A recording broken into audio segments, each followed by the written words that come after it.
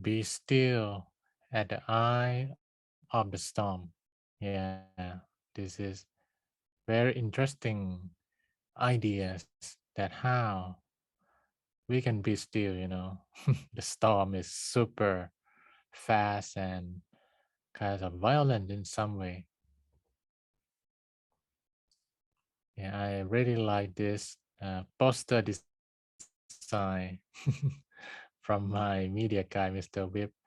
Yeah, it's like a movie scene, right? Hmm.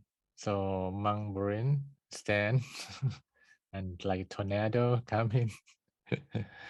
Yeah, need to be very still. Maybe I need Long Pu Wat Pak Nam to protect me. Yeah, but in real life, there are many storms, and today we will learn about equanimity or ubekha.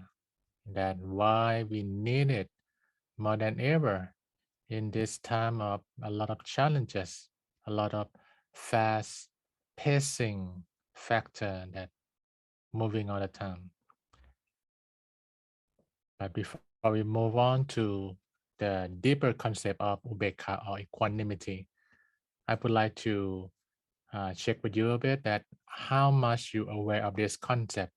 What is the eye of the storm? Yeah, if you heard about this before or yeah, what is in the eye of the storm? Type number three. Type number three. If you're quite aware of this concept, or if you have any uh, answer of this question, you can type the eye of the storm. Type number three. If you are quite aware of this concept, yeah. The eye of the storm is a region of mostly calm weather found at the center of strong tropical cyclones. Yeah, this is the physical truth that we will link to spiritual truth today. It's mostly calm. There is, however, very little wind and rain, especially near the center. This is a stark contrast to conditions in the eye wall. Yeah, the eye walls mean that spinning part, and the eye of the storm is the middle. The eye wall contains the storm strongest winds. Yeah, eye of the storm, eye wall. Yeah, let's reflect on this a bit. What are the storm in our life? Do you have any storm coming in your life that sometimes make you kind of, oh, headache and get lost in something like that? Oh, I need a moment to take a breath. It's too much storm. Yeah. Yeah, you can share some of the storm if you have. Maybe you have it right now and you need this daily my shower time to be still. It can be conflicts with your working colleagues over unsettled ideas in the company. It can start from uh, normal volume of communication and then become louder. Yeah, experiencing that, the storm. Or it might be a quarrel with your children, trying to trying to convince them not to play video game too much.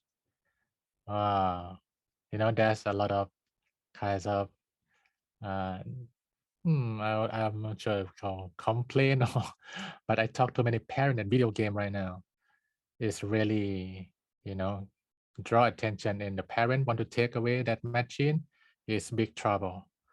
Big trouble. Yeah. That could be another storm for family. It's a global storm.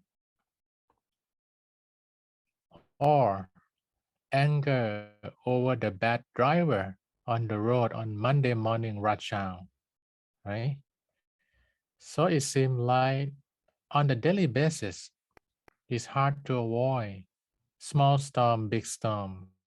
Yeah. What I'm going to share with you today is so necessary. Like we need it really. How to be still at the eye of the storm.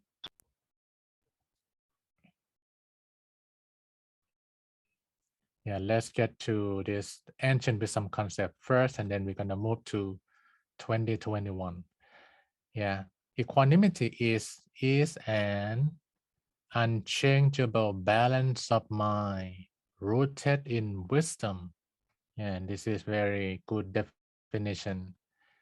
Uncheckable balance of mind rooted in wisdom. You are still, you are calm because you understand. Yeah, many times in life we don't understand. We get confused. Then the ground is shaken, right? But once you understand why this thing happened, why that person become like that, and you understand the cause and effects behind it, you feel okay. You feel, yeah, this is manageable. Another aspect, equanimity also an ability to maintain evenness of mind amidst the vicissitudes of life. Buddha called that 8 worldly conditions in Buddha view. Let's take a look. Yeah, this is from the ancient Pali scripture, but now it's in English. Anguttara Nikaya. Monks, these 8 worldly conditions revolve around the world, and the world revolve around these 8 worldly conditions. What 8? Gain and loss, disrepute and fame, blame and praise, and pleasure and pain. Yeah, Buddha talked to the monks. Yeah, it's everywhere. Gain and loss, disrepute and fame, blame and praise, and pleasure and pain. These conditions that people meet are impermanent, transient, and subject to change.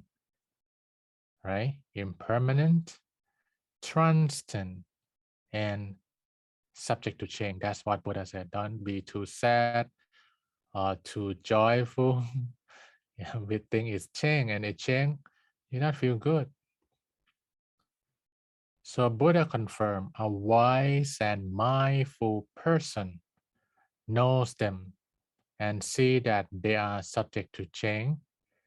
Desirable condition don't excite his mind or her mind, nor is he repelled by undesirable conditions. Can you follow me? Desirable condition, okay. Undesirable condition, it should be fine. We can fix it. Yeah. To make it easy for you, that's 2 sides. 4 desirable and 4 undesirable, right? Gain, fame, praise, and pleasure, that's desirable one. And the undesirable one, loss, disrepute, blame, and pain, right? You like the blue side, and you don't like the red one, right? Yeah, that's common, yeah, for a human. This is old Thai saying I heard when I was young. When something good happen, you can smile, but not too big.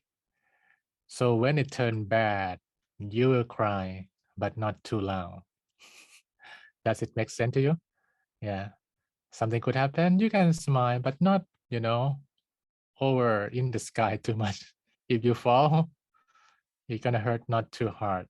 Yeah, when it turned bad, you cry, but not too loud. Yeah, but if we dramatics a lot, uh, you hit high and you hit low very severely. That's why we need inner peace, we need stillness. Yeah, I will explain to you step by step equanimity in the modern day. But before that, let's take a look on this interesting video that it'll be okay. Yeah.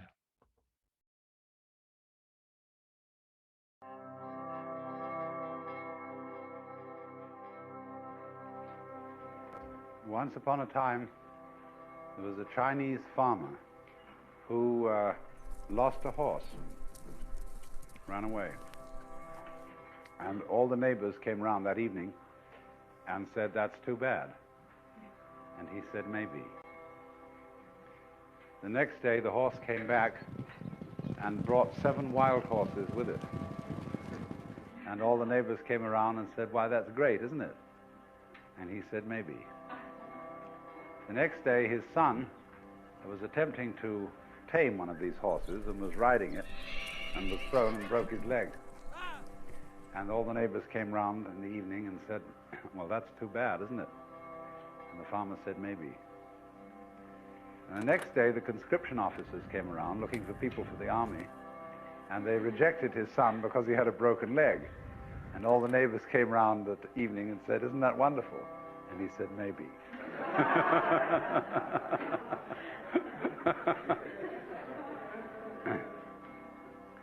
The whole process of nature is an integrated process of immense complexity, and it is really impossible to tell whether anything that happens in it is good or bad, because you never know what will be the consequences of a misfortune, or you never know what will be the consequences of good fortune.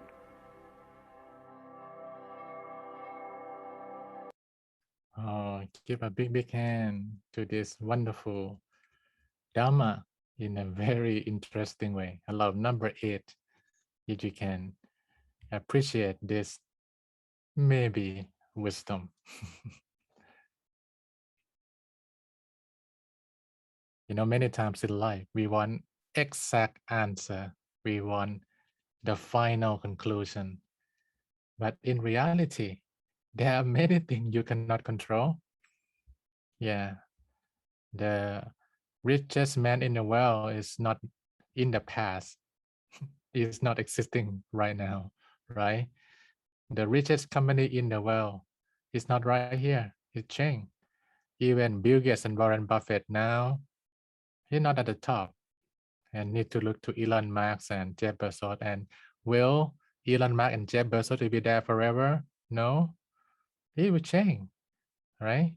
So I think that sometimes we need final answer. We need conclusion. Sometimes we need maybe, yeah, in order to be on a balanced spot that if it shift, it's still manageable.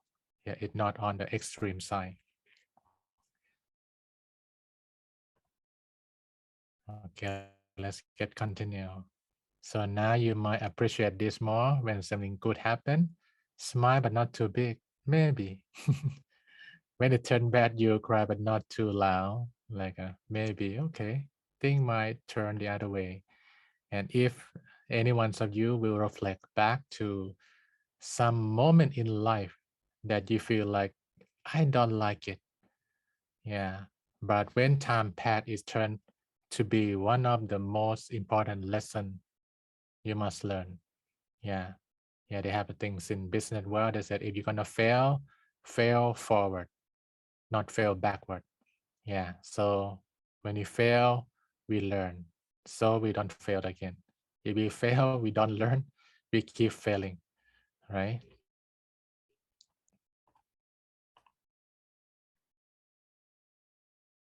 And this is three steps to lead with stillness.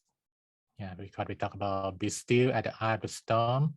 When the storm spinning so hard in your mind, in your family, in your company, these 3 steps that you can use stillness to lead. Make a time for daily moment of stillness. That's number 1. Yeah, we will go into more detail. Number 2, use equanimity as a balancing tool for loving kindness, compassion, and sympathetic joy. Yeah, play pause stop.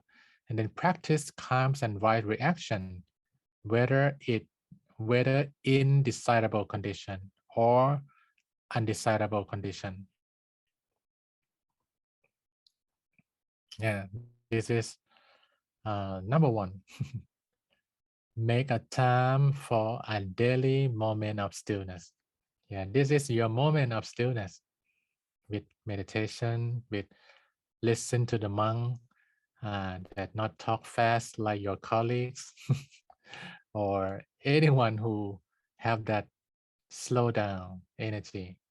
Yeah, make a time for that moment of stillness. Be at the eye of the storm. Yeah, this is the must. Yeah, we cannot find equanimity outside. Yeah, it's inside.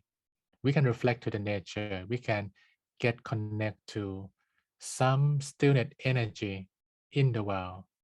But finally, it's right there inside you. Yeah, that stillness of your mind will make the world more still. Connect to it. So 15 minutes, 30 minutes, meditation moment or reading books, like a time to slow down or reflect, writing some diary, yeah, to get more still. Number two, yeah, use equanimity as a balancing tool for loving kindness, compassion, and sympathetic joy. What is this?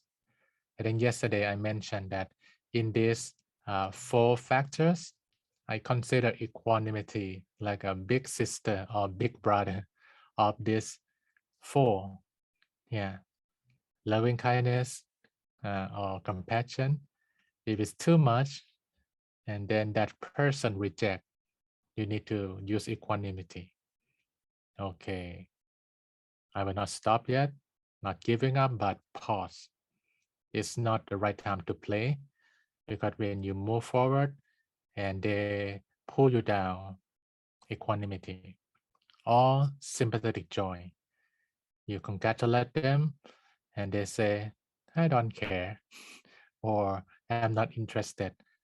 Okay, equanimity. They don't take what you want to give them, but not give up.